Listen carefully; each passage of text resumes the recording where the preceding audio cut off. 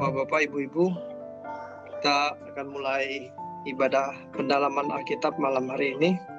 Sebelumnya mari kita tundukkan kepala, kita berdoa. Bapa di surga, kami bersyukur malam hari ini kami memiliki kesempatan lagi untuk belajar kebenaran-Mu Tuhan. Mari Tuhan mengurapi kami masing-masing Tuhan, supaya pembelajaran kami malam ini boleh berguna, bermanfaat bagi kami, dan yang lebih penting lagi mengubah hidup kami, pola pikir kami Tuhan. Beri kami kemampuan untuk mencerna, memahami apa yang Tuhan sampaikan lewat hamba-Mu, Bapak Pendeta James Rilatupa Tuhan. Urapi kami semua Tuhan. Dalam nama Tuhan Yesus Kristus kami berdoa. Amin. Saya persilakan Pak James untuk menyampaikan pemaparannya. Ya, selamat malam Bapak-bapak, Ibu-ibu sekalian.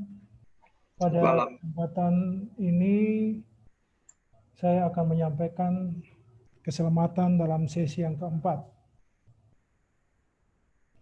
Pertanyaan paling awal dari sesi awal yaitu, apakah keselamatan itu bisa hilang? Nah, itu pertanyaan yang sesungguhnya di dalam sesi 1, 2, dan 3 itu sudah jelas ada jawabannya gitu. Tapi untuk sesi yang keempat ini kita melihat bagaimana potensi daripada keselamatan itu bisa hilang. Iya, jadi keselamatan itu harus saya ingatkan kembali bagaimana upaya Allah itu Bapa Surgawi kepada setiap orang yang percaya kepada Dia agar dapat dirancang kembali sesuai dengan kehendak Bapa. Jadi bagaimana upaya Allah sendiri untuk merancang kembali setiap pribadi yang unik yang ada percaya kepada Dia gitu. Nah, di sini ada kalimat berhubung keselamatan diperoleh seseorang oleh karena iman, maka pengajaran mengenai iman sangatlah penting. Menjadi jantung pengajaran mengenai keselamatan ini. Iman adalah pokok pengajaran yang penting, sebab bertalian dengan keselamatan. Alkitab menyatakan sebab karena kasih karunia kamu diselamatkan oleh iman, itu bukan hasil usahamu tetapi pemberian Allah. Kalimat tetapi pemberian Allah itu yang biasanya orang percaya yang beragama Kristen ini menganggap so pasti ya. Karena pemberian Allah, saya sudah mengaku beriman, so pasti akan diselamatkan. Jadi itu masih tanda tanya dalam penjelasan malam hari ini. Kemudian, bedanya antara beriman dan percaya adalah percaya digunakan secara umum, tetapi beriman biasanya digunakan secara khusus untuk relasi antara Tuhan dengan umat. Jadi pada dasarnya iman sama artinya dengan kepercayaan. Percaya kepada Tuhan sama artinya beriman kepada Tuhan. Di sini ada 3 pengertian iman. Jadi yang pertama adalah iman keyakinan yang bertalian dengan keyakinan atau harapan terhadap sesuatu bisa terjadi dan terwujud. Diyakini atau diharapkan dengan kuat, sehingga banyak mujizat yang bisa terjadi karena iman ini. Dalam suatu kesempatan Tuhan Yesus berkata, di dalam Matius 9 ayat 29, jadilah kepadamu menurut imanmu. Perkataan Tuhan ini ditujukan kepada orang buta yang meminta supaya matanya dicelikan.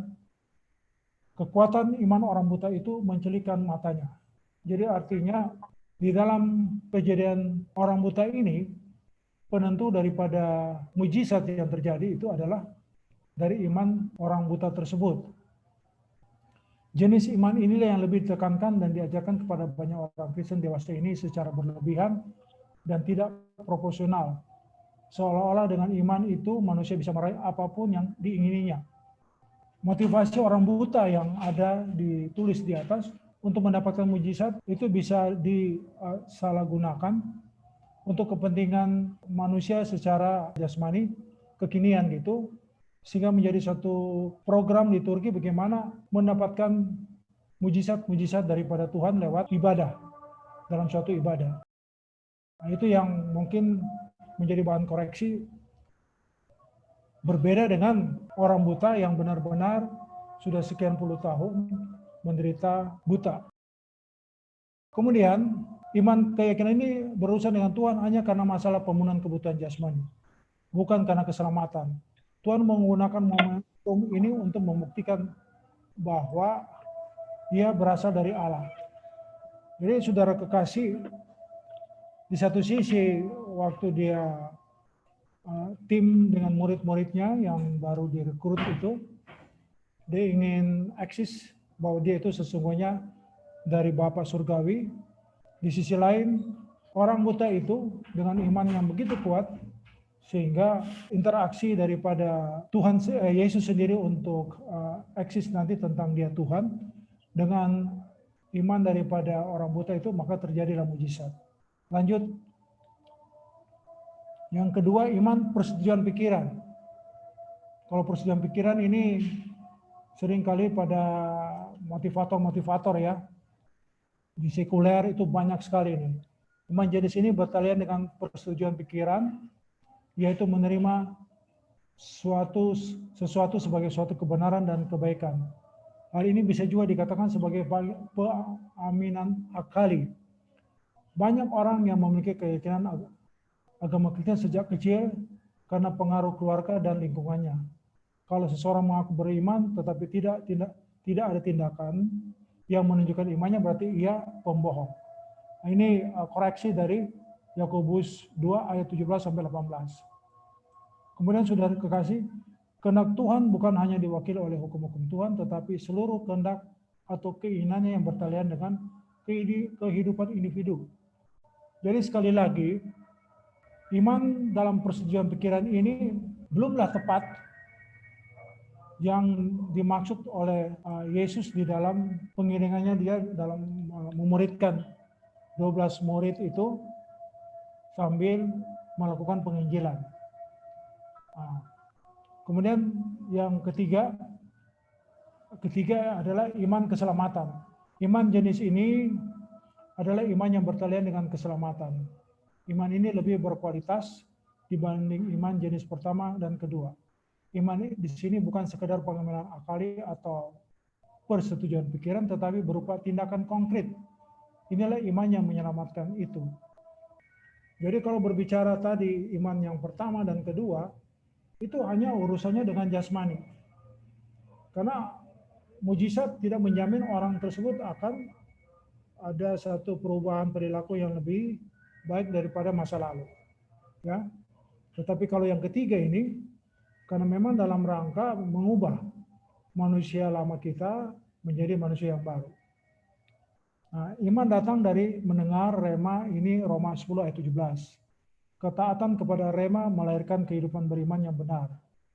Orang-orang yang dikembalikan ke rancangan Allah semula adalah orang yang dimuridkan langsung oleh Tuhan Yesus dalam kehidupan setiap hari, Matius 8 ayat 18 sampai 20, atau dididik oleh Bapa sampai mendapat bagian dalam kekudusan Allah. Jadi yang perlu digarisbawahi sini bagaimana ketaatan. Satu ya, ketaatan, kemudian mau dimuridkan, ya, mau dimuridkan. Kemudian karena mau dimuridkan berarti dididik. Nah, ini yang proses di lapangan dalam kehidupan kita. Bagaimana pengetahuan tentang firman itu menjadi nyata, konkret dengan dia menjadi rema dalam kehidupan orang percaya. Jadi dari tiga ini, kata kunci daripada iman itu bagaimana dia berujung dengan terjadi perubahan kehidupan lama kita menjadi baru. Karena di sini dikatakan bagaimana orang-orang itu akan dikembalikan ke rancangan Allah semula. Jadi Allah ingin kita kembali kepada rancangan yang dia inginkan. Jadi kalau bicara iman yang pertama dan kedua tidak tepat, meleset, sedangkan yang ketiga tepat adanya. Lanjut. Objek iman, Ibrani 12 ayat 3 sampai dengan 4 mengungkapkan rahasia mengenai pengertian iman yang benar. Penulis kitab Ibrani menunjukkan bahwa Tuhan Yesus adalah teladan iman yang menuntun iman kita kepada kesempurnaan.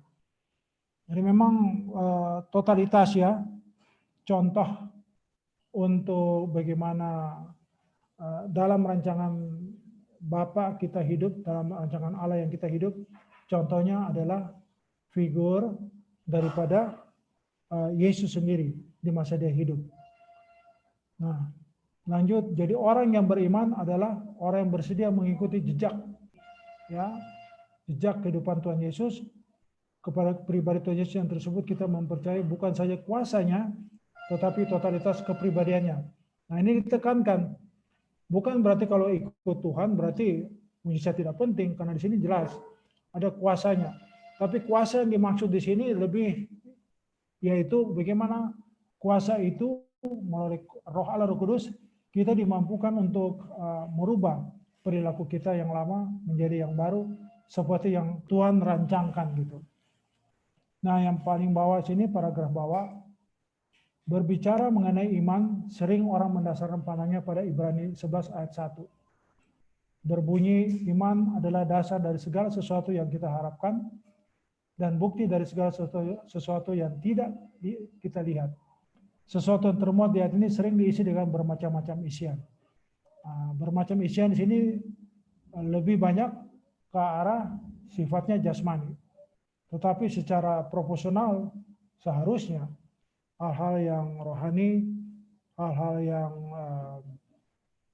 perilaku itu menjadi keutamaan di dalam iman itu ditumbuhkan, dikonkretkan dalam rema kehidupan rohani kita. Lanjut. Iman yang sejati. Ini berarti seorang yang memiliki iman yang sejati tidak akan bersungut-sungut di dalam segala keadaan. Ia tidak akan memaksakan kehendaknya kepada Tuhan. Ia akan tetap mempercayai pribadi Allah walaupun keadaannya tidak memuaskan hatinya. Ia tetap mempercayai Tuhan sekalipun doanya tidak dikabulkan. Sampai pada pengertian di atas ini, barulah seseorang bisa menerima secara utuh Roma 8 ayat 28. Bahwa Allah bekerja dalam segala perkara untuk mendatangkan kebaikan bagi orang yang mengasihi Dia. Percaya kepada pribadi Allah berarti percaya kepada apa yang diajarkan Alkitab mengenai Dia. Oleh karenanya, ajaran yang diterima orang percaya haruslah Injil yang benar, bukan Injil yang lain. Haruslah Yesus yang benar, bukan Yesus yang lain. Artinya di sini, Ibu Bapak sekalian, bahwa di dalam paragraf yang di atas ini, seringkali iman kita di dalam doa-doa yang kita sampaikan kepada Tuhan tidak terjawab, sehingga berujung dengan bersungut-sungut. Kondisi yang tidak atau kurang menyenangkan ini seharusnya ini disampaikan di dalam Roma 8 ayat 28 bahwa Allah bekerja dalam segala perkara. Segala perkara itu ambillah yang pahit untuk mendatangkan kebaikan bagi orang yang mengasihi Dia. Jadi kepahitan hidup tidak selamanya itu karena pengertian lama kita itu kutuk, tetapi itu peluang untuk berkat rohani kita akan diterima. Sebab saudara kekasih, bicara keselamatan tentu berujung dengan bagaimana nanti kita akan menjadi warga kerajaan sorga.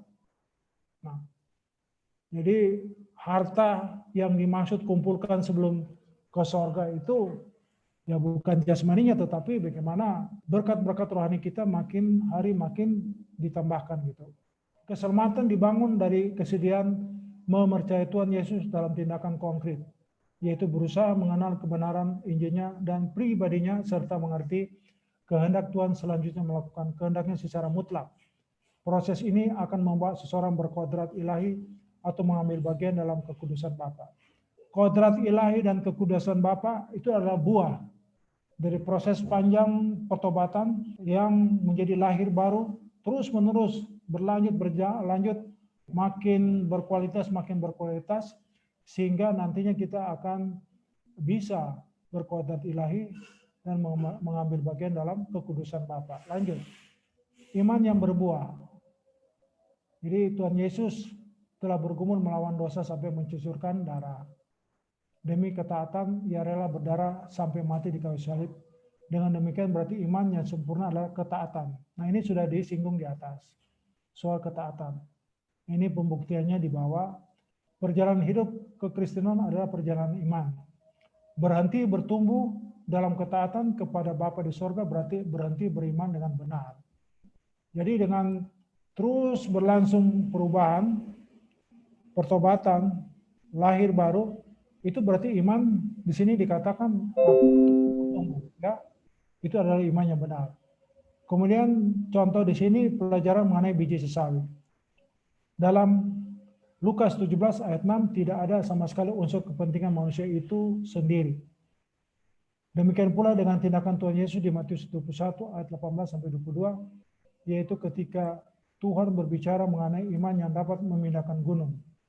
Tindakan Tuhan membuat pohon ara menjadi kering, bertujuan memberi pelajaran kepada murid-muridnya bahwa sebagaimana pohon harus berbuah, begitu pula Tuhan menghendaki orang percaya berbuah.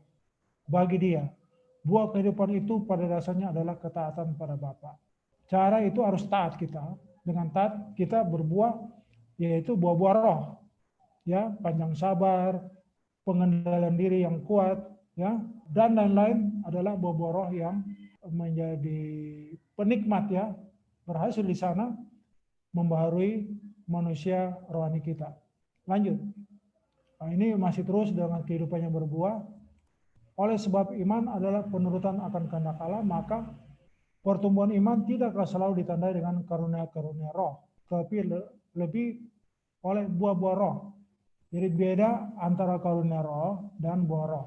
Karena buah roh adalah perilaku yang bertumbuh, berubah lebih baik sesuai dengan mau dia, Bapa di surga. Kalau karunia roh itu potensi kita di dalam pelayanan, apakah karunia dalam mengajar, karunia dalam konseling, dan lain-lain sebagainya, karunia dalam bernubuat, ya.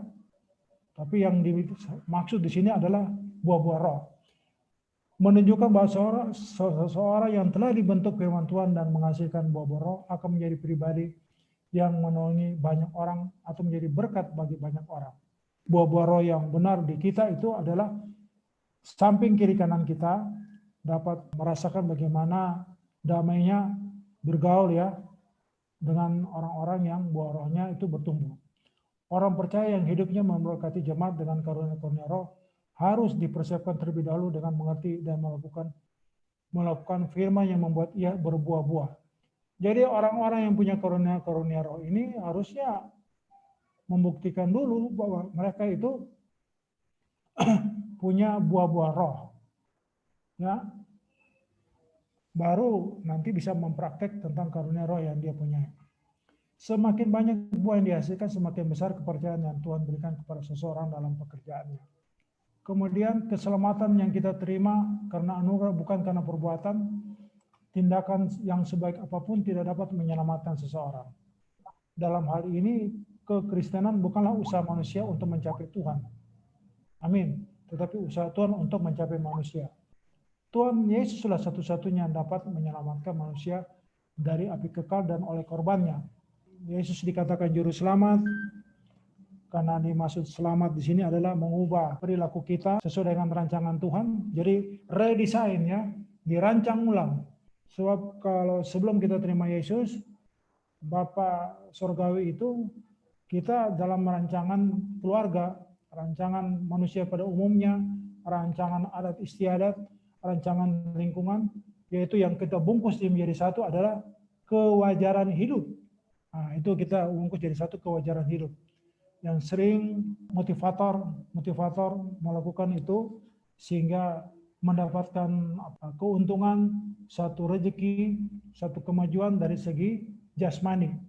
Nah, kalau yang dimaksud di sini bukan jasmani saja, tetapi keutamanya adalah rohani.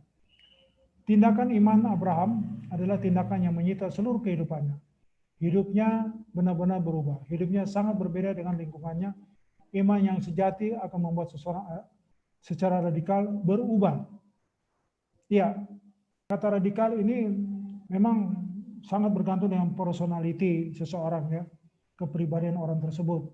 Bagaimana tekad, ya, untuk berubah, tapi memang harus mindsetnya benar, harus kebenarannya yang disampaikan oleh pembicara-pembicara itu tepat, sehingga bimbingannya, arahnya itu juga tepat seperti yang dimaksud oleh penulis ini, gitu.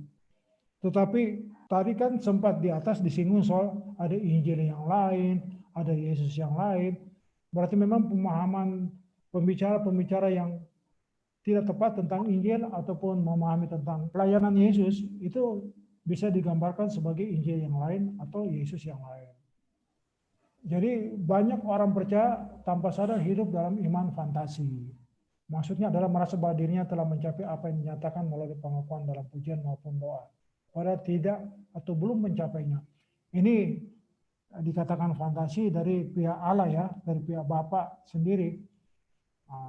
Kami di sini penulis hanya coba menduga jangan-jangan ini bisa fantasi, karena harus selalu pribadi kita itu mempersoalkan bagaimana hubungan konkret, nyata, berasa, berkeadaan dengan Tuhan secara pribadi. Jadi perlu ada koreksi diri. Lanjut. Mewujudkan apa yang diajarkan Alkitab pada dasarnya adalah mengalami Tuhan setiap hari secara nyata sehingga tidak ada keraguan sama sekali atas keberantuan dalam kehidupan ini. Untuk mewujudkan apa yang diajarkan Alkitab, seseorang harus masuk ke dalam kebenaran Tuhan dengan sepenuh hati dan segenap hidup dengan segala pengorbanannya. Dalam hal ini kita mengerti mengapa Tuhan Yesus berkata, demikian pula lah tiap-tiap orang di antara kamu dan tidak melepaskan dirinya dari segala miliknya tidak dapat menjadi muridku. Iya, jadi milik itu totalitas ya, bukan berarti dalam pengertian milik langsung kita kehilangan harta benda, keperluan-keperluan jasmani kita, tetapi seringkali karena alasan jasmani itu sendiri sampai kita menjadi ragu untuk mengikut Tuhan. Kemudian kita diberi karunia bukan hanya untuk percaya tetapi juga untuk menderita bersama dengan Dia. Berkenaan dengan hal ini Paulus menasihati anak rohaninya Timotius untuk menjadi prajurit yang baik, yaitu prajurit yang menderita. Banyak orang yang berhasil dalam kehidupannya dalam berbagai aspek, tetapi dalam kehidupan imannya gagal. Orang seperti ini lah yang dimaksud Tuhan Yesus dalam pernyataannya. Apa gunanya seorang memperoleh seluruh dunia tetapi kehilangan nyawanya? Ya, nyawa dalam pengertian ini bukan jantungnya diambil berhenti gitu, tetapi segala keinginan-keinginan daripada yang bersangkutan yang harusnya kita rela tinggalkan untuk mengikuti keinginan daripada Tuhan. Orang yang bertanggung jawab dalam kehidupan umumnya, nah ini kehidupan umumnya ya, yang sekuler, belum tentu bertanggung jawab dalam kehidupan imannya. Nah ini hati-hati. Ya. Tetapi seorang yang bertanggung jawab dalam kehidupan imannya pasti bertanggung jawab dalam kehidupan umumnya. Iya, jadi yang umum maksudnya itu sekuler ya. Nah, kalau imannya itu dalam kegiatan rohani dia bisa bertanggungjawabkan, otomatis umum bisa. Tapi kalau secara umum sekuler bisa, belum tentu secara rohani dia bisa bertanggungjawabkan. Mempertanggungjawabkan iman sebenarnya sama dengan berarti hidup sebagai warga kerajaan surga. Ini tidak cukup ditandai dengan rajin ke gereja, menjadi orang baik-baik. Pertanggungjawaban iman adalah perubahan cara hidup. Ya, betul ya, perubahan cara hidup. Hal ini sangat menuntut respon individu. Pertanggungjawaban ini harus dimulai sejak sekarang. Di sini dan dari perkara kecil. Artinya kalau seseorang sungguh-sungguh bersedia bertobat, maka ia harus mulai memeriksa apakah cara hidupnya sudah sesuai dengan cara hidup anak-anak Allah.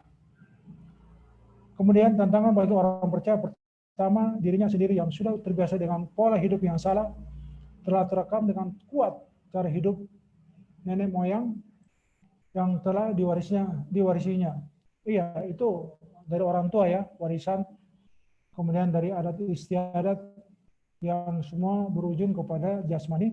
Kedua, pengaruh dunia yang jahat dengan kekuatan kuasa gelap yang dibaliknya gitu. Jadi kenapa kuasa gelap? Karena Yesus sendiri digoda ya, bagaimana loncat, apalagi jatuh nanti ditadah, tidak celaka, kemudian merubah batu jadi roti.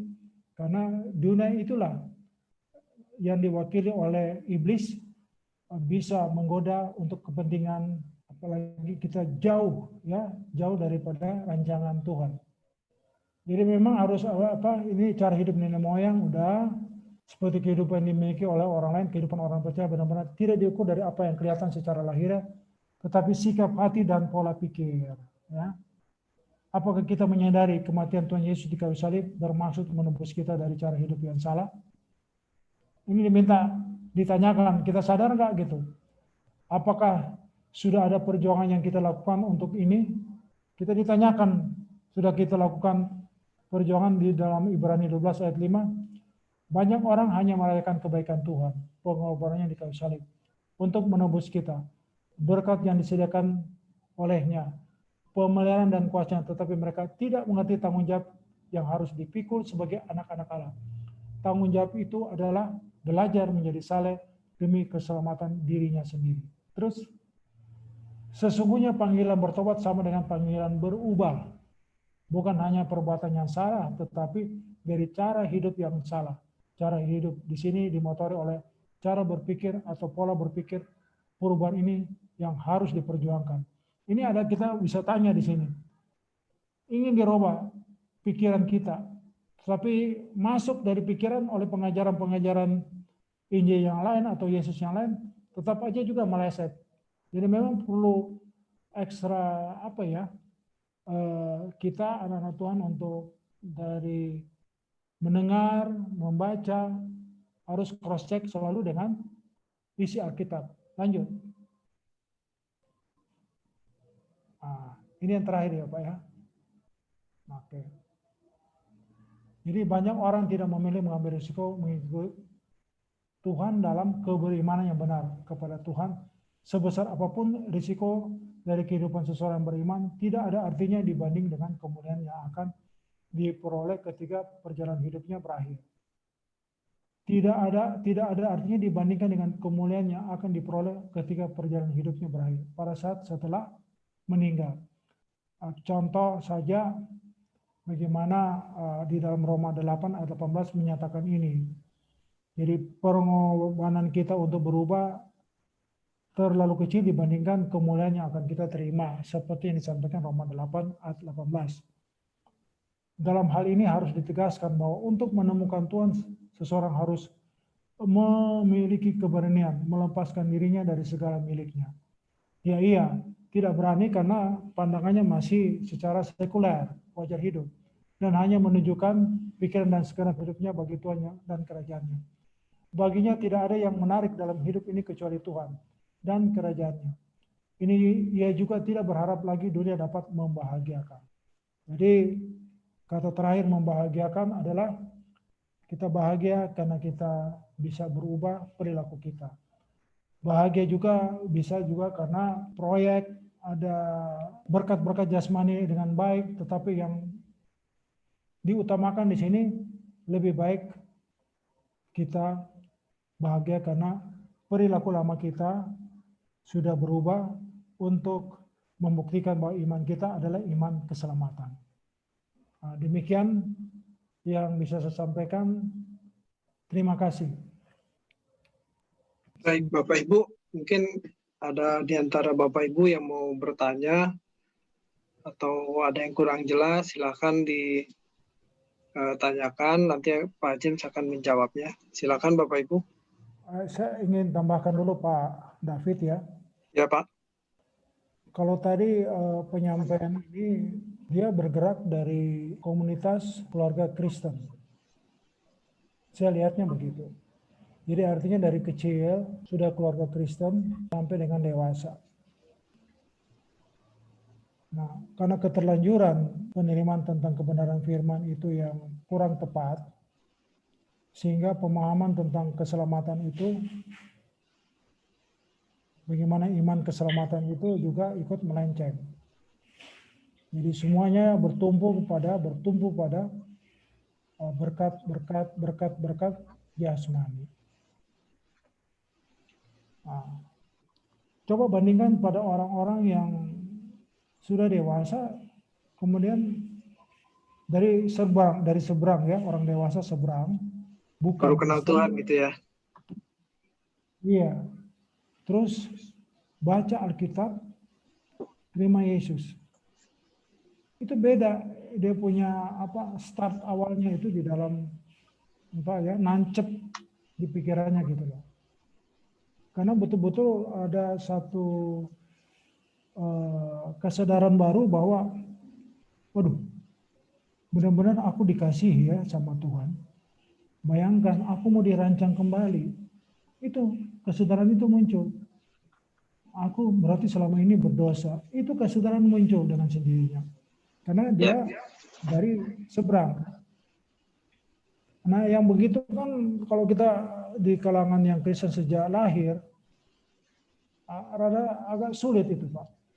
Karena sudah dikondisikan dengan firman-firman dari pembicara-pembicara dahulu yang apakah seiring dengan arahan dari Tuhan Yesus sendiri bahwa dimuridkan menjadi serupa dengan dia itu disampaikan dengan tepat adanya gitu loh.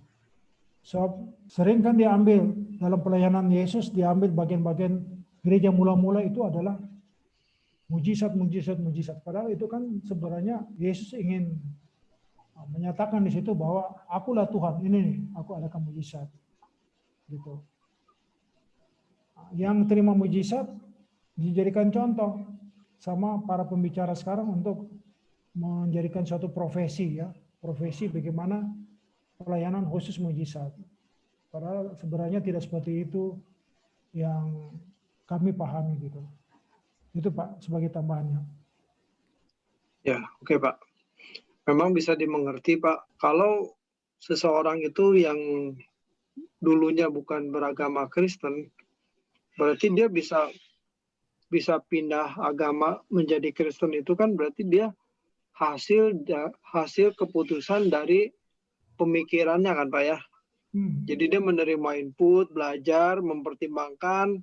Nah setelah itu baru dia putuskan, oh ya ini yang benar Kristen gitu ya. Nah berbeda dengan kebanyakan kita Pak.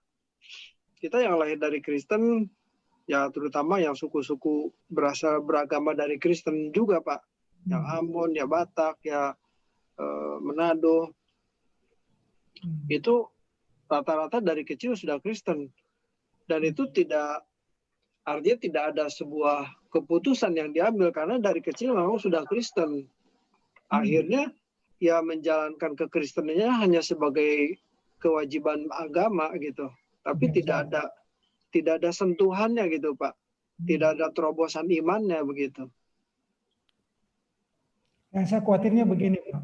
Ya. Saya khawatirnya begini. Saya ingat di Matius 19 ayat berapa tadi? 30 ya. 19 ayat 30 ya. Yang terdahulu menjadi terkemudian seperti orang yang seberang masuk ke kita. Ya. Kemudian terkemudian menjadi terdahulu. Ya.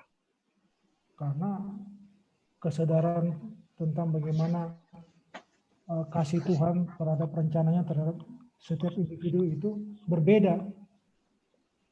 Sehingga tidak ada pertumbuhan lah bagi yang Kristen lama, bahkan yang Kristen yang baru ini. Dan dia pasti tidak mulus-mulus banget begitu Pak. Karena pasti ada pengorbanan. Disisihkan dari keluarga, kalau punya anak, anaknya diambil oleh pasangan hidupnya, begitu. Ya. Jadi, dan karena kenyataan itu dihadapi, dia justru melihat bagaimana Tuhan nyata, mujizat itu nyata di situ, kebutuhannya di situ letak mujizatnya. Bukan sengaja kita hidup sekarang terus, aduh, saya punya mobil ini baru 1.300 cc, saya ingin ganti 2.000 cc. Bagaimana program mujizat mendapatkan mobil 2.000 cc? Bukan begitu. Nah, ini yang kelirunya di dalam pelayanan yang sekarang. Mujizat itu sebagai profesi, padahal mujizat itu ada tujuan tertentu. Nah ini kembali kepada Kristen baru ini kan kebutuhan dia untuk nyata Tuhan hadir, ya Tuhan nyatakan mujizat. Bagaimana anaknya yang dipisahkan misalnya bisa kembali ke ibunya, bagaimana orang tua yang jauhkan dia akhirnya merangkul dia kembali dengan melihat hidupnya lebih baik daripada sebelumnya gitu. Itu tuh contoh-contohnya Pak. Iya Pak.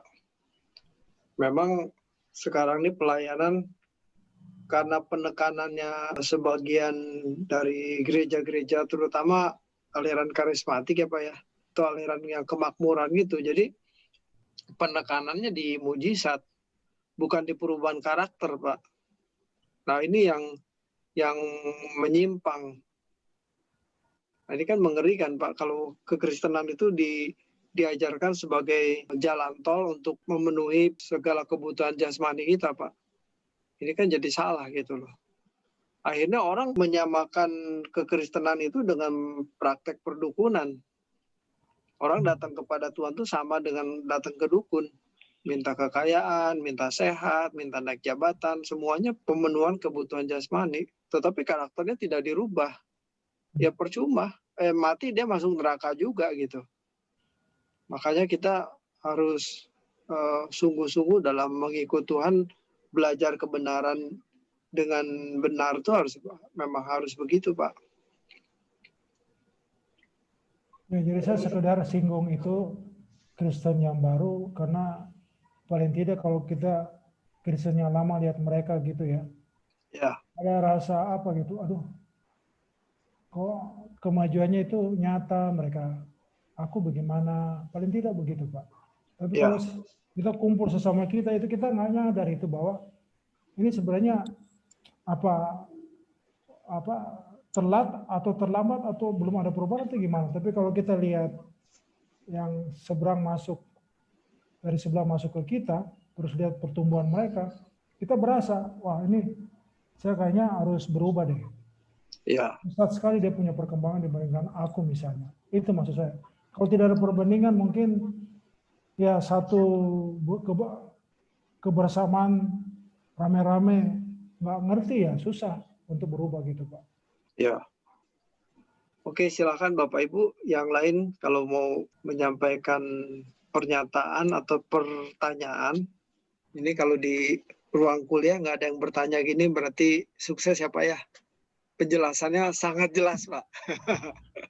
Nah, Malam Pak, izin bertanya. Ya, silakan. Pak James, kan kita di gereja kita sering diingatkan ya kalau seorang yang beriman pada Tuhan itu artinya bersedia untuk tidak memiliki keinginan dan cita-cita gitu ya. Memang sih yang harus ditanggalkan keinginan yang tidak sesuai dengan kehendak Tuhan.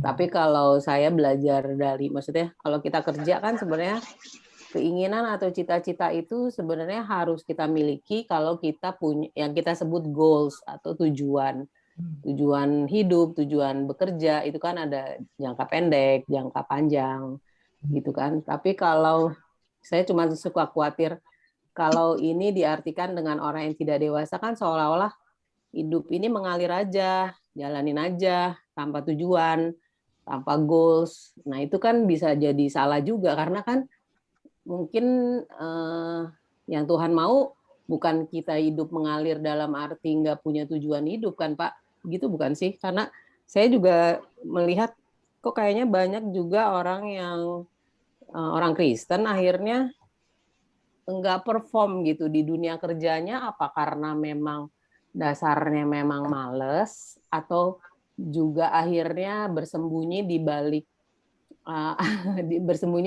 statement bahwa hidup ini nggak boleh punya cita-cita deh, nggak usah punya keinginan yang aneh-aneh gitu.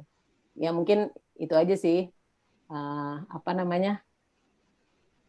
pertanyaan saya, apakah itu harus diperjelas lagi atau gimana? Itu aja Pak, terima kasih. Ya, terima kasih Bu Christine.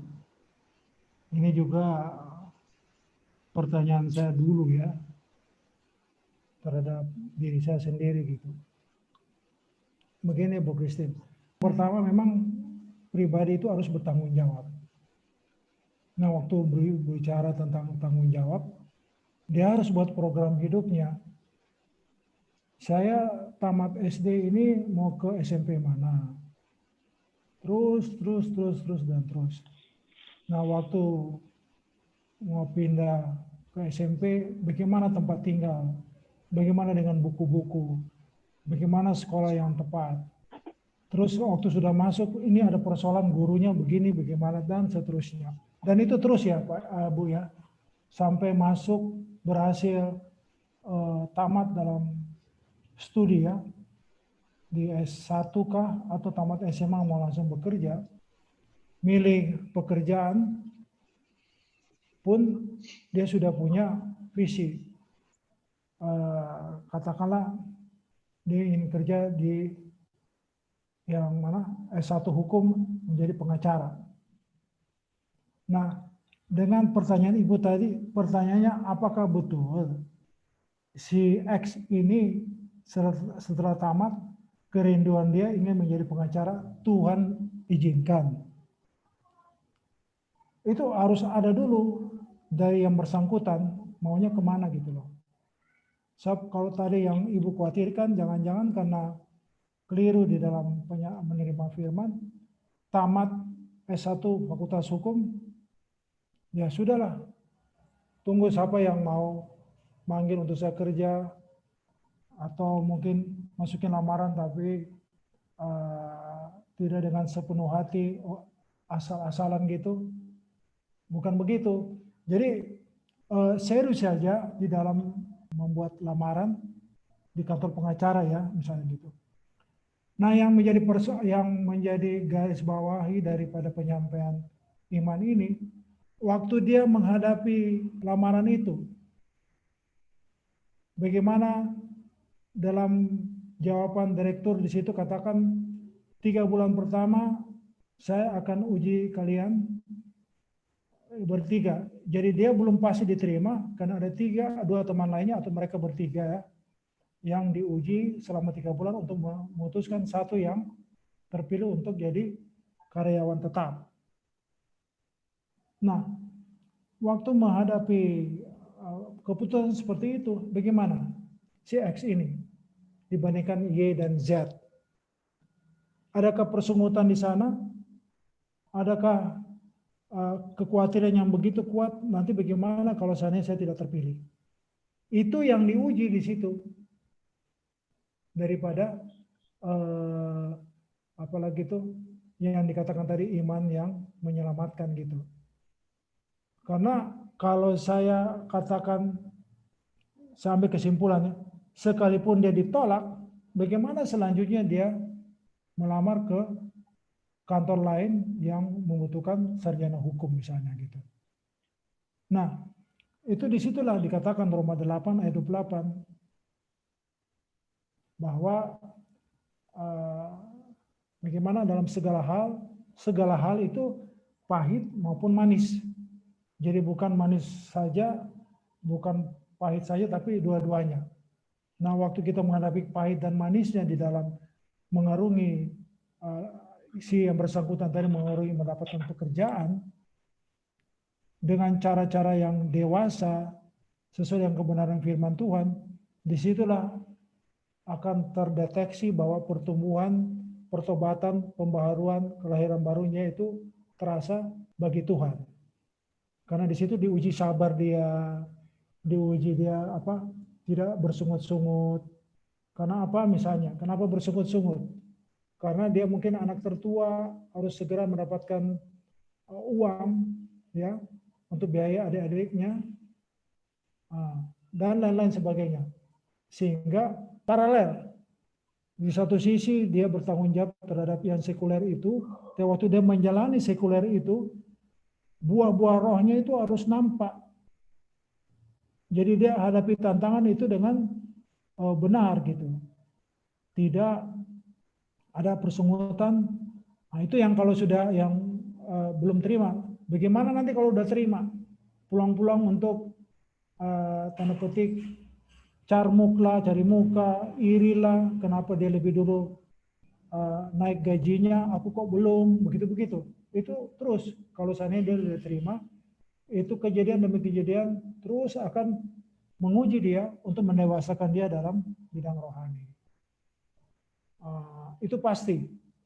Jadi yang saya mau cerita saja, sepahit apapun ada tujuannya. Kalau yang manis dia dapat, puji Tuhan. Harusnya kalau pahit juga puji Tuhan. Karena apa? Pertolongan Tuhan tidak terlambat. Karena ada maksud. Jangan-jangan waktu dia diterima di situ, tanda petik ya, ada kejadian yang Tuhan bisa juga dia makin jauh dari Tuhan. Mungkin saja. Sehingga tidak lolos dalam tes tersebut. Ini berandai-andai ya. Jadi pula kemungkinan pahit itu kita bisa ukur dari apakah saya ini secara rohani oke gitu.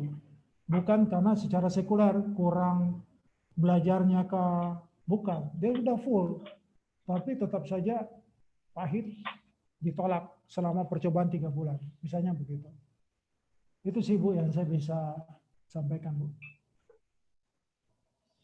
Baik Pak, berarti yang saya simpulkan yang pentingnya tuh tanggung jawab ya. Jadi sebenarnya cita-cita dan keinginan itu ya harus kita miliki ya. Tapi persoalan sesudah kita bertanggung jawab memiliki cita-cita atau goals tujuan tersebut, kedepannya adalah tantangannya adalah jika cita-cita kita tidak belum diizinkan, misalnya kayak tadi kan contohnya kan belum diizinkan diterima di tempat tersebut atau di pekerjaan tersebut, itulah yang harus itulah beriman yang sesungguhnya gitu ya, bahwa kita harus percaya Tuhan pasti punya rencana gitu ya Pak ya. Amin. Iya, ya maksudnya karena kadang-kadang saya suka takut membahasakannya gini ke anak-anak sekolah minggu, kan kalau dibaca seperti gini kan seolah-olah kalian nggak usah punya cita-cita, jangan punya keinginan aneh-aneh.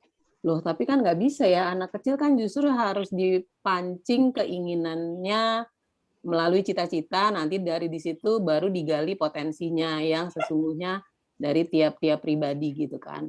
Nah, ya saya ingin meluruskan aja, jangan sampai nanti saya sendiri salah menangkap dan saya salah men-share lagi ke orang lain gitu loh.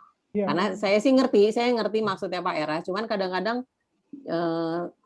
kayaknya orang membahasakannya jadi lebih ke ya lu ngalir aja lah, gimana nanti deh, pokoknya ya jalanin aja gitu. Tapi kan nggak bisa dong. Jalanin tiap hari pun itu karena rasa syukur kita ya. Tapi kan karena kita harus bertanggung jawab dulu dengan apa yang kita harus lakukan dulu, bukan jalanin aja mau baik atau jelek, mau hasilnya benar atau salah jalanin aja. Itu kayaknya salah deh kalau menurut aku nggak setuju gitu. Jalanin yang terbaik, begitu apakah hasilnya nanti diterima atau tidak itu step yang lain gitu ya, maksudnya step yang lain itu artinya ujian imannya jalan tuh di situ, lu bersungut-sungut atau enggak gitu kan ya Pak? Iya.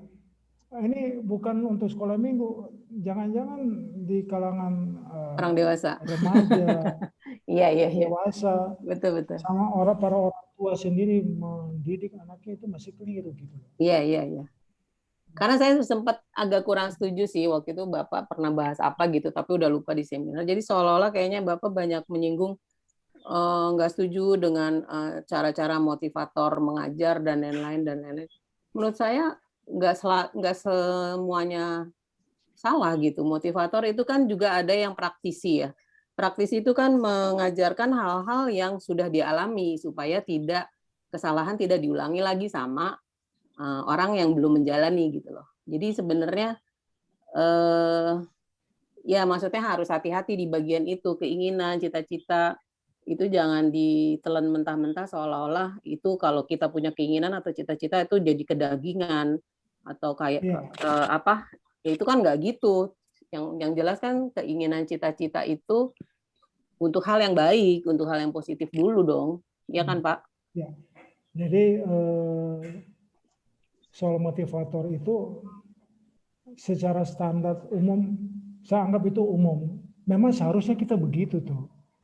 Cuman sayang dia motifnya untuk ekonomi. Iya. Padahal tanpa kita bicara ekonomi, kalau kita lakukan itu ekonomi dengan sendirinya kita nikmati. Harusnya dibalik. Dia ngomong begitu kan demi ekonomi. Setuju. Tapi menurut saya itu standar yang memang seharusnya kita lakukan. Cuman karena banyak yang gagal selama ini, kecewa, frustasi, makanya diadakan bimbingan tersebut. Jadi justru itu yang betul. Cuman persoalannya dia berujung bagaimana dapat ekonomi sebesar-besarnya. Yang akhirnya otak, pikiran kita, perasaan kita merindukan itu. Padahal pada waktu kita memanfaatkan pikiran kita, perasaan kita yang oke di mata teman-teman dan para motivator itu, harusnya bilang dalam hati, Tuhan, kalau saya jadi yang the best dari hasil motivator ini, dimotivasi, ini karena Engkau sendiri yang ada menyertai rencana aku untuk terima di kantor tersebut.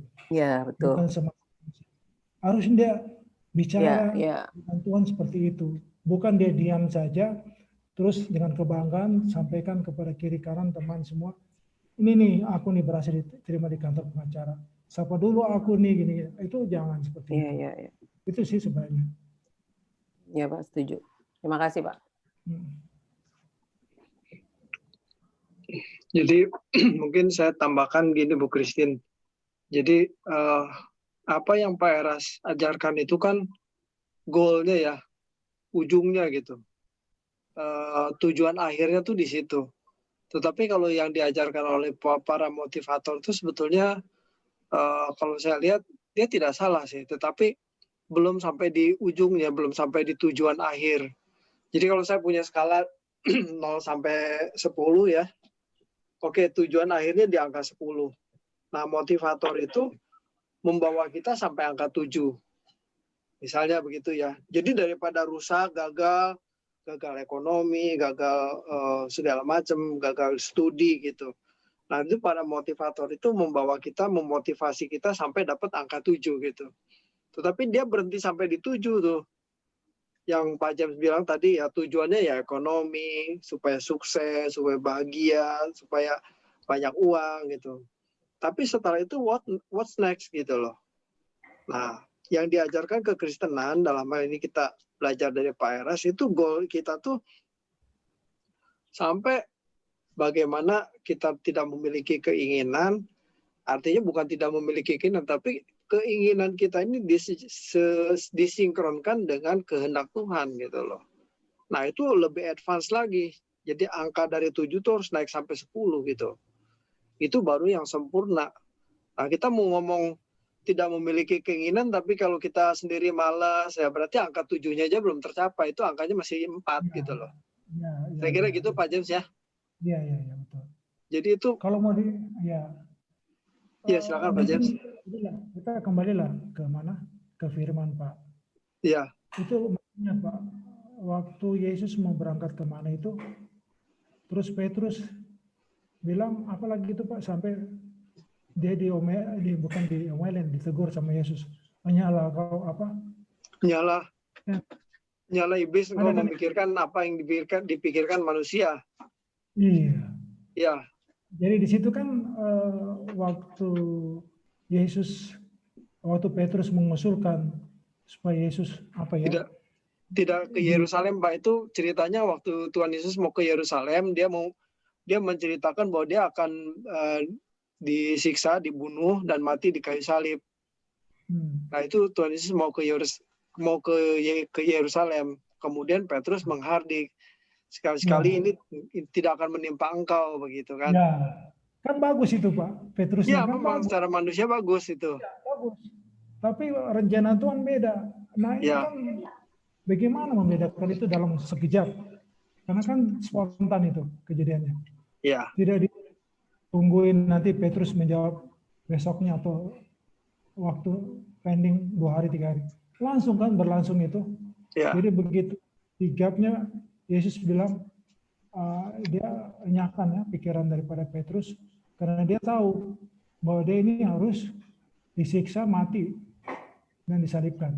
Ya. Nah, memang kalau kita ini sebagai Yesus, bagaimana persis taunya kalau nanti disiksa mati, disiksa disalib itu seperti apa? Itu yang berat, karena kejituan itu kan sudah jitu banget si Yesusnya, sampai spontan dia bilang ke Petrus, "Nyala kau," kan iblis. Ya. Dia tuduh. Nah, dia pakem banget si Yesus dengan dia punya visi ke depan. Tapi tadi pertanyaan kepada Bu Christine, kita kan ini manusia yang tanda petik berdosa ya, tapi dengan maksimal kita punya potensi pikiran, talenta ya, kita lakukan aktivitas untuk sekuler itu tidak setepat seperti Yesus itu tadi. Tetapi yang saya maksudkan di sini, kalau toh dia sudah melamar di biro hukum tersebut, terus tidak diterima, nah tetap ada frame Roma 8 ayat 28 itu tadi Pak. Bahwa di balik itu semua ada maksud. Itu saja, sebab dia tidak sejitu dengan Yesus, katakanlah gitu Pak. Kalau mau dibanding-bandingkan kan.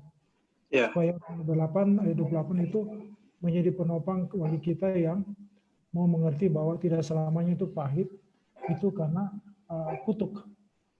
Yang tidak mengerti kutuk sebenarnya itu apa, sebenarnya kutuk kan sudah selesai. Tapi selalu dibilang katanya itu melamar-lamar gagal melulu, apa nasib gua begini, apa sudah takdir kan begitu tuh. Padahal kalau dekat dengan Tuhan itu mungkin ada maksud lain, sehingga dia perlu diuji itu kesabarannya, ya, ketabahannya, ya, karena mungkin kalau dia diterima situasi membuat dia makin jauh dari Tuhan. Itu aja Pak. Terima kasih. Ya, oke, terima kasih. Bu Christine sudah cukup? Cukup Pak, terima kasih. Oke, ini ada pertanyaan dari Pak Rasman. Dia ditulis di kolom chatting ya, saya bacakan Pak James ya. Shalom semuanya, maaf nggak bisa bicara karena sinyal nggak bagus, masih OTW dan macet di tol. Terima kasih pemaparannya. Kalau bicara tentang keselamatan, memang ada banyak versi tafsir dari pendeta A, B, C, dan seterusnya. Juga dari gembala kita Pak Eras. Jadi kalau boleh saya respon, bahwa keselamatan yang dari Tuhan Yesus tidak akan bisa hilang. Keselamatan yang sudah sampai pada hidup kita justru bisa hilang. Bentar. Bahwa keselamatan yang dari Tuhan Yesus tidak akan bisa hilang. Keselamatan yang sudah sampai pada hidup kita justru bisa hilang. Menurut saya keselamatan pada setiap insan, terutama yang bukan Kristen, adalah misteri. Karena tidak ada manusia yang bisa tahu betul isi hatinya, juga perbuatannya. Maaf, dari dulu, kalau setiap ibadah penguburan orang Kristen, para hamba Tuhan selalu bilang yang dikubur sudah di surga. Oh ya. Dalam hal ini terindikasi sudah selamat. Idealnya jangan terlalu ngobrol tentang masuk surga. Terkesan keselamatan itu murahan. Didengar yang lain seolah-olah gampangan masuk surga. Sebaiknya tidaklah demikian. Terima kasih. Pak Jem mau menanggapi? Kalimat terakhir yang saya mau tanggapi memang betul. Ya. Kalau yang meninggal itu kita tahu persis karena narkoba, misalnya ya. Ya. Terus diminta berdoa, gimana? Dia narkoba gembong gitu loh. Tahu persis gitu.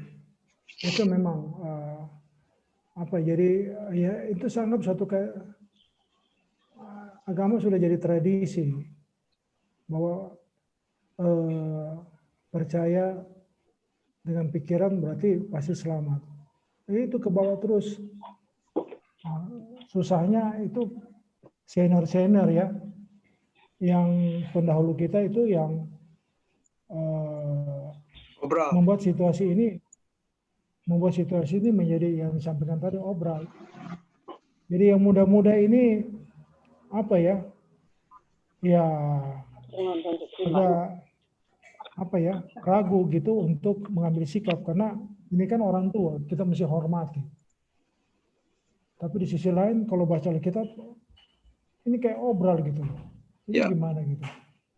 Jadi memang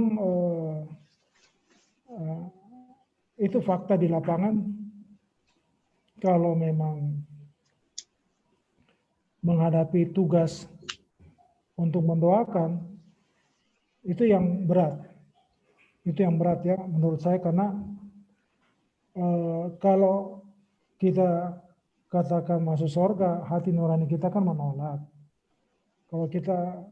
katakan tidak, dibilang ini gimana ini pembicaranya yang diminta sama tuan rumah untuk menyampaikan firman, tapi ngambang di dalam menyampaikan bagaimana kondisi si siapa lagi nih kawan kita yang di jenazah ini nantinya seperti apa setelah meninggal. Itu kan gitu. Tapi kalau diperhadapkan dengan pilihan, apa boleh buat? Kita harus sampaikan bahwa tidak terang-terangan katakan dia berada di sisi Bapa di sorga. Jadi sampaikan saja apa yang dia tabur, itu yang dia tuai, dan biarlah itu dapat Tuhan sendiri yang tahu kondisinya dia nanti setelah meninggal. Selesai. Gara-gara itu tidak diundang lagi itu urusan lain.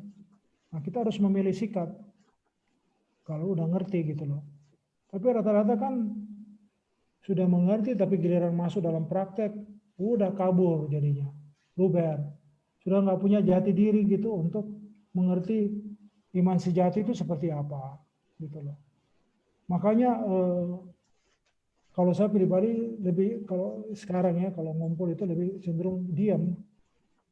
Kalau lihat situasi sudah banyak perbedaan gitu, lebih baik diam gitu. Karena sayang kalau kita debat, kasihan. Roh Kudus itu kan lembut, baik. Terus kenapa kita sesama ini mesti saling debat? Harusnya kita saling menguatkan. Tetapi peluang untuk menguatkan kan tidak terjadi. Bisa berbalik, justru kita yang jadi ocehan gitu. Lebih baik diam. Nah, kecuali kalau dia minta secara khusus untuk bagaimana pendapat saudara, ya apa boleh buat kalau terjadi perbedaan pemikiran gitu. Itu saya Pak, kalau menghadapi sesama Kristen di luar GSKI gitu.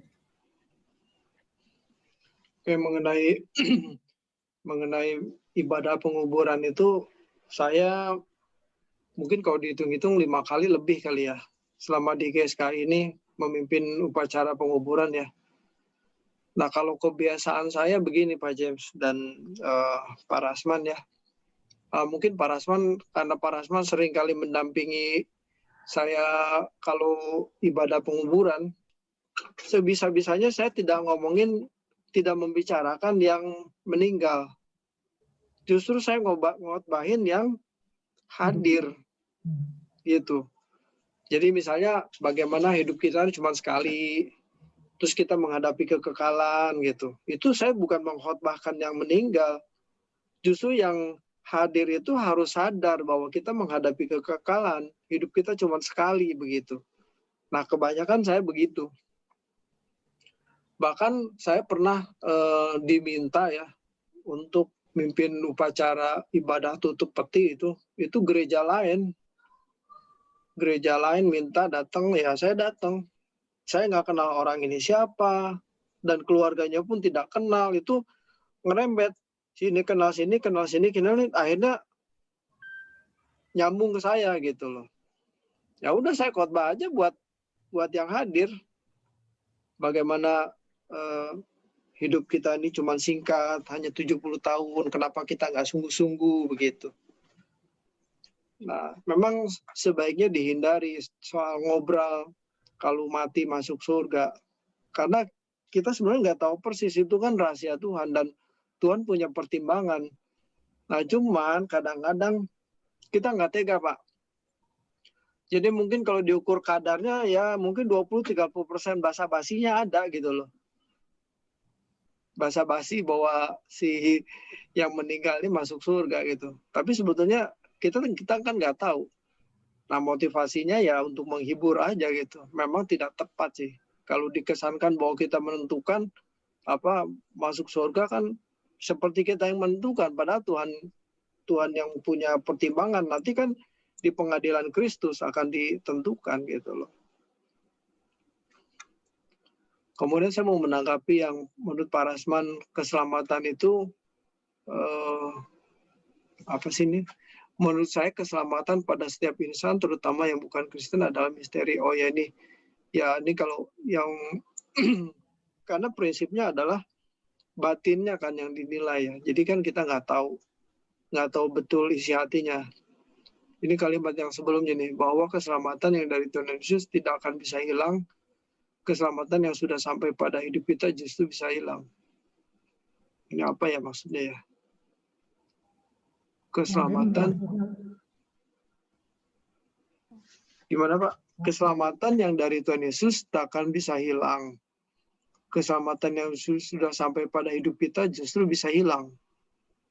Iya, jadi ini coba meraba kalimat itu ya, Iya Pak. bahwa udah paten itu, bahwa visi Yesus untuk keselamatan, amin, yes. Tapi pemeluknya ini yang keliru di dalam mengikuti, merespon itu bisa hilang. Oh iya betul. Iya.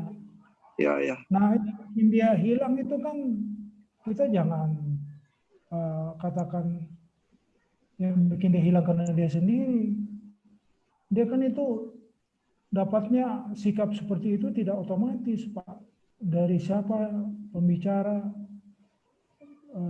pembimbing rohaninya sejak kecil, remaja, terus sampai akhirnya bisa disampaikan, di situ disimpulkan bahwa karena kelirunya dia mengerti tentang respon keselamatan, itu keselamatan bisa hilang. Ini saya bukan sebenarnya Pak, saya bicara dari kecil karena saya kan gerejanya udah pindah-pindah ya, tapi saya nggak usah sebut lah gerejanya Pak ya. Jauh banget Pak, waktu saya gereja masih sekolah minggu sampai umur 32.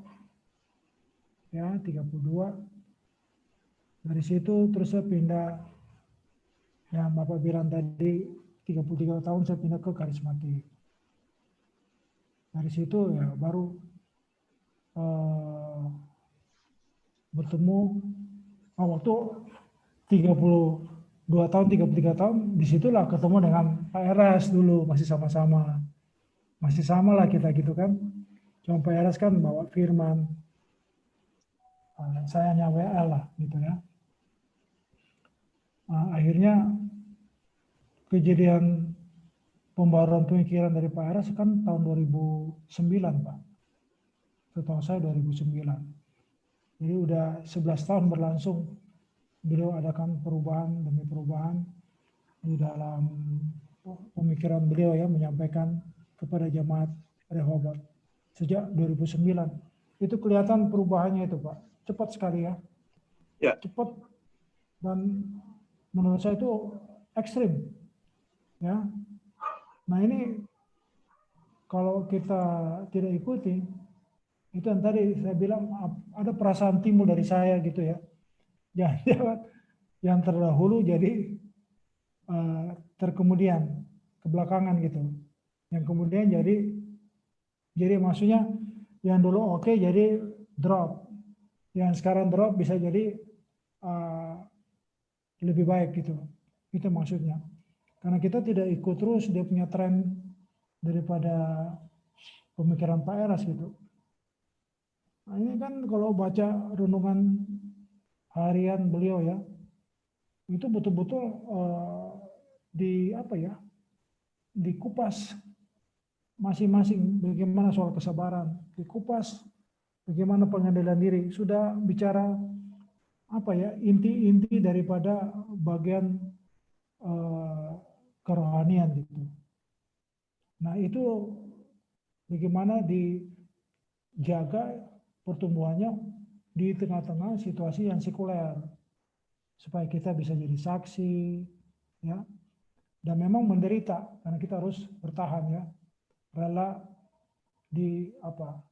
difitnah, rela seterusnya, sehingga akhirnya kita kelihatan seperti baru sama sekali di hadapan Tuhan. Dan ini memang omongan ini harusnya pribadi saya dengan Tuhan saja. Tapi ya kalau kawan-kawan bisa cek, seperti Pak Eras katakan, orang kiri kanan dia bisa cek, itu nggak usah tanya, pasti orang menilai, gitu ya. Yang diantaranya misalnya, kemarin kan Pak Eras baru mendoakan orang sakit, kalau nggak salah ya Pak ya, para orang sakit. Nah, dulu kan hal seperti itu Pak Eras bilang silakan didoakan oleh pendamping beliau, staf beliau. Tapi sekarang beliau turun langsung. Berarti memang ada bahasa tertentu dari Tuhan kepada beliau untuk melakukan program tersebut. Itu saya katakan, jadi Alkitab mendukung itu. Jadi jangan sampai dalam pertumbuhan iman percaya kita itu karena wah ini kan bukan untuk mujizat, ikut Tuhan perubahan perilaku, ya sudah mujizat ditinggalkan. Padahal kalau Tuhan bilang yuk ke keluarga ini sebentar karena ada dia sakit, tujuannya untuk akhirnya terjadilah mujizat.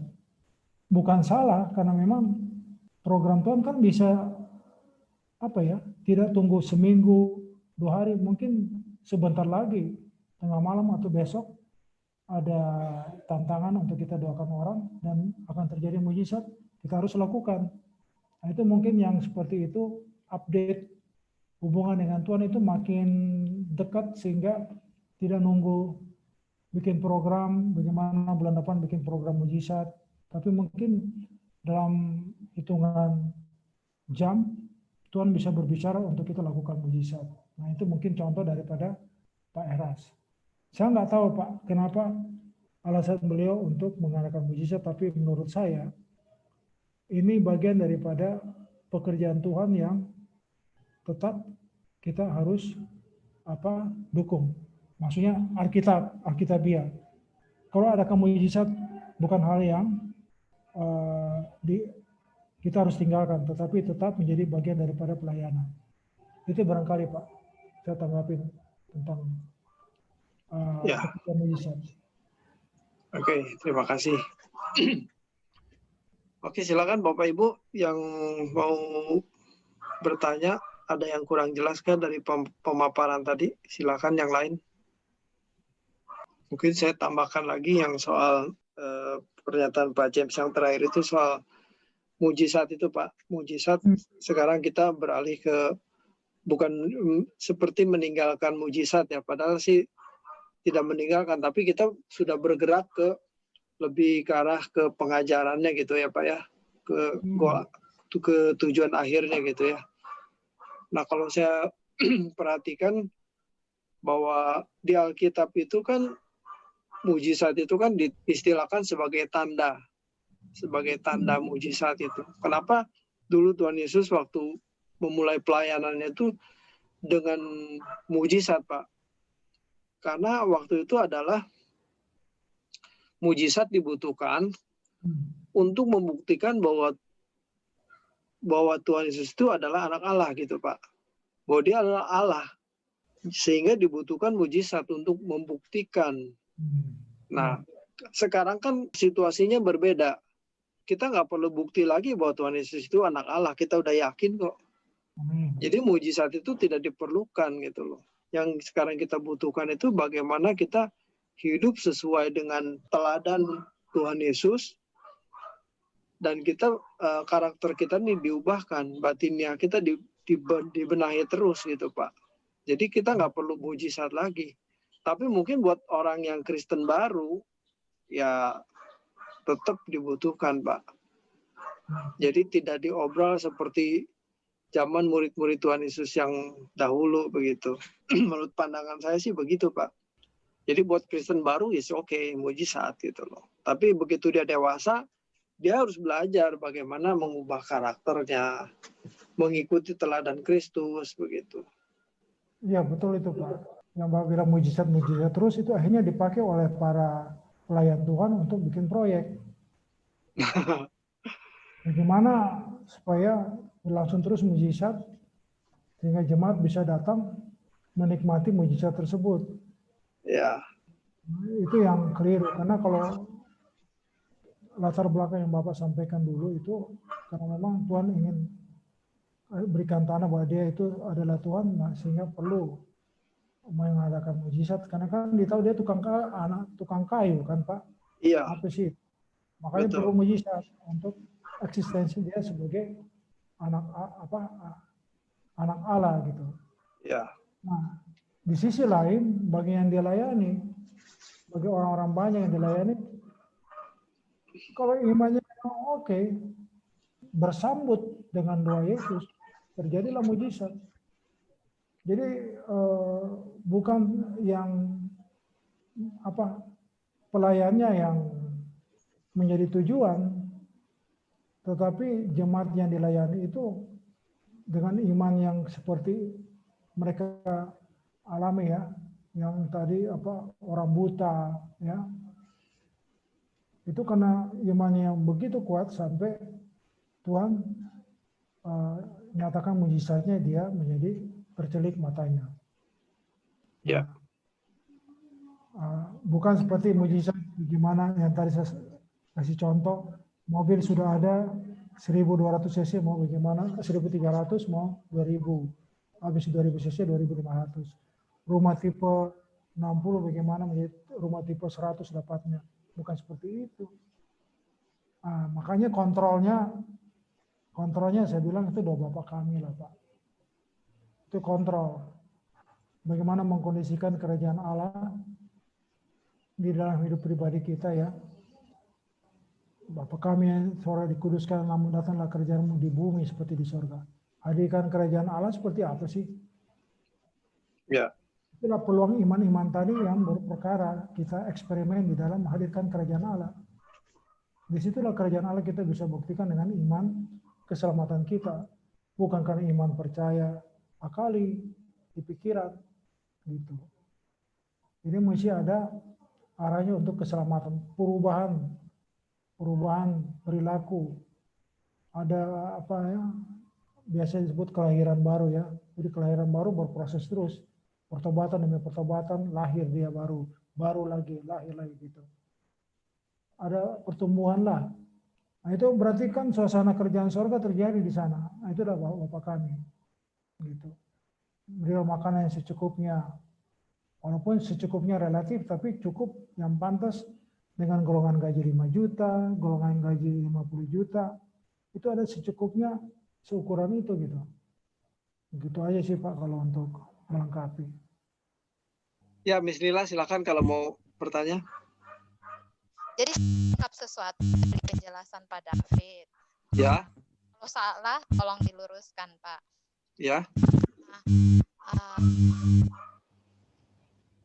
Mujizat untuk mereka yang belum dewasa ya di dalam pengiringan kepada Tuhan. Jadi ini dengan Magda. Jadi saya sempat ngobrol sama Miss Magda. Berarti kalau ini menurut saya seperti ini. Iya sih betul. Kalau menurut saya kalau kita yang sudah bertumbuh di dalam pengiringan kepada Tuhan, kita nggak perlu minta mujizat sama Tuhan karena mujizat itu akan mengikuti kita. Seperti itu. Tadi saya ngobrol sama Miss Magda. Mujizat itu akan mengikuti kita. Kita nggak perlu minta, Tuhan saya lagi butuh ini nih, saya butuh ini nih, saya butuh ini. Kita nggak perlu minta seperti itu. Kita fokus aja ke apa yang Tuhan mau kita kerjakan. Selebihnya apa yang menjadi kebutuhan kita, Tuhan akan penuhi. Itu tadi yang saya tangkap dari pemaparannya Pak David tentang mujizat. Jadi kalau saya nggak butuh minta-minta mujizat ke Tuhan.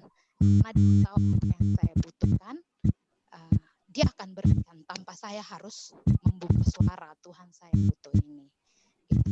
Kemudian hal tadi itu yang pertama Pak. Yang kedua saya tangkap berarti membutuhkan mujizat itu orang Kristen yang belum dewasa ya Pak. Halo. Suaranya hilang lagi. Mungkin jaringannya jelek ya. Mungkin gangguan di jaringan. Ya, jaringan memang jelek Pak David. Oh iya. Makna kamu sama Jadi Lila sekarang. Bantu, iya, bantu. jadi, Coba kamu deh yang ngomong. Gimana? jadi yang dia maksud, jadi kalau Miss Lila itu, menurut Miss Lila dia nggak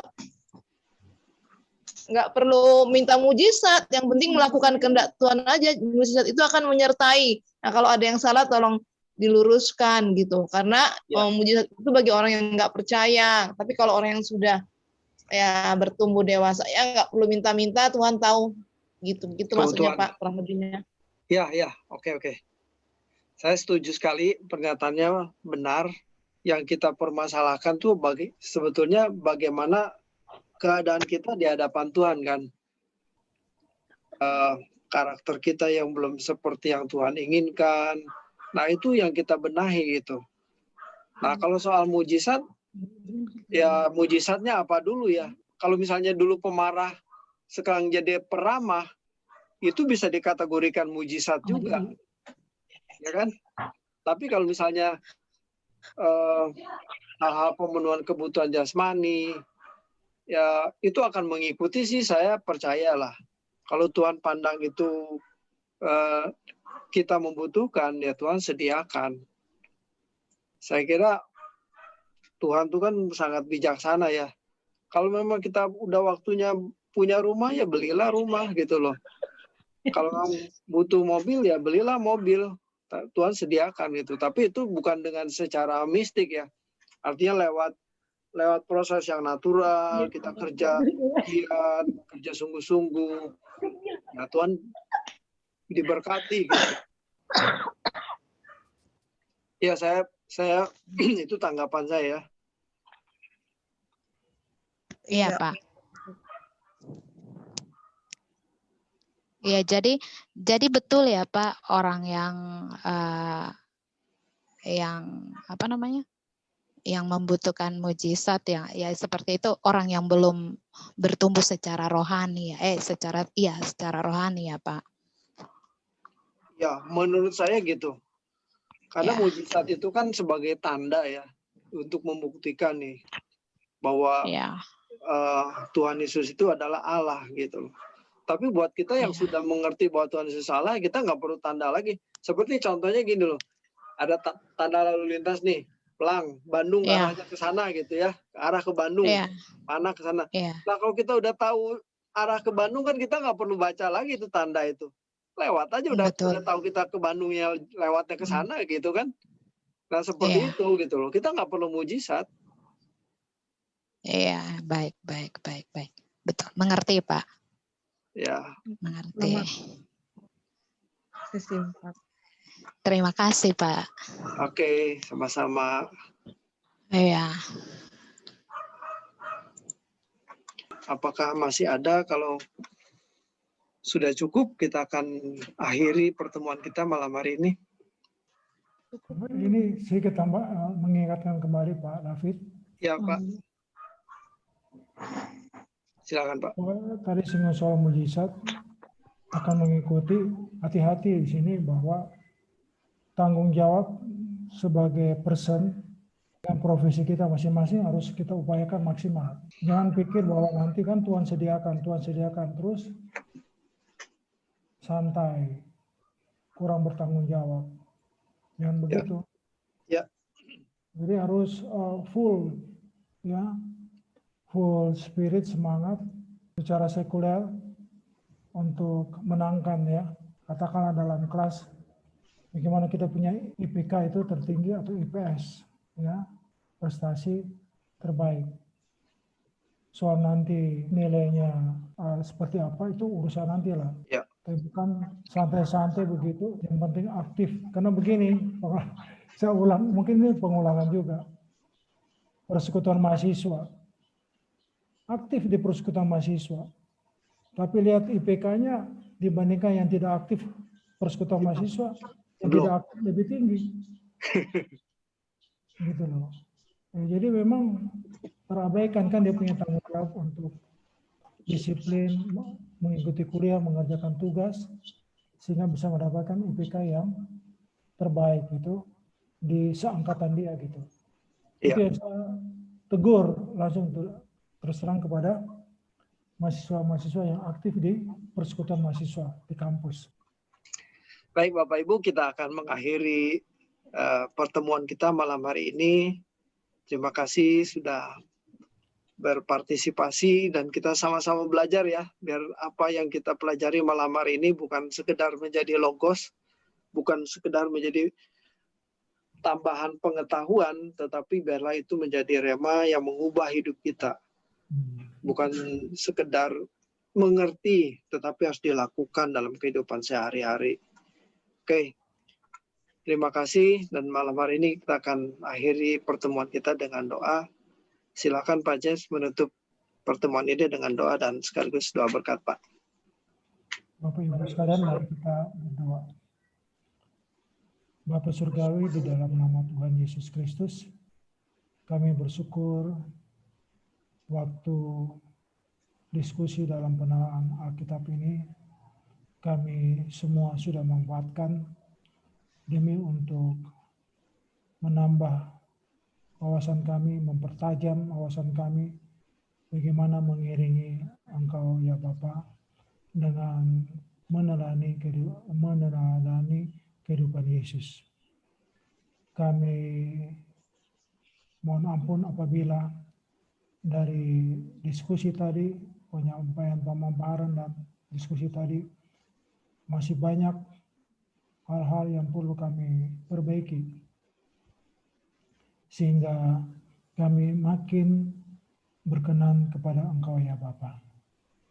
Dan biarlah kami mohon pertolongan Roh-Mu yang kudus menolong setiap kami agar kami betul-betul membuktikan bahwa kami siap untuk dididik menjadi murid-Mu di dalam kebenaran firman Tuhan sendiri. Terima kasih ya Bapa. Biarlah Roh-Mu yang kudus melanjutkan pencerahan ini setelah kami akhiri ibadah atau penerangan Alkitab pada malam hari ini. Dan saudara kekasih, Ibu Bapak sekalian, kita akan akhiri pertemuan ini dan terimalah anugerah berkat dari Allah Bapa dengan persekutuannya, yaitu dengan anak-Mu Yesus Kristus, dengan kekuatan Roh Allah Roh Kudus, senantiasa menuntun menyertai kami untuk benar-benar seturut dengan kehendak-Mu dari hari ke hari sampai selama-lamanya. Haleluya. Amin. Amin. Terima kasih Bapak Ibu. Terima kasih Pak James, Pak David. Terima kasih Pak. Shalom. Shalom. Terima kasih. Tuhan berkati semua. Terima kasih Pak.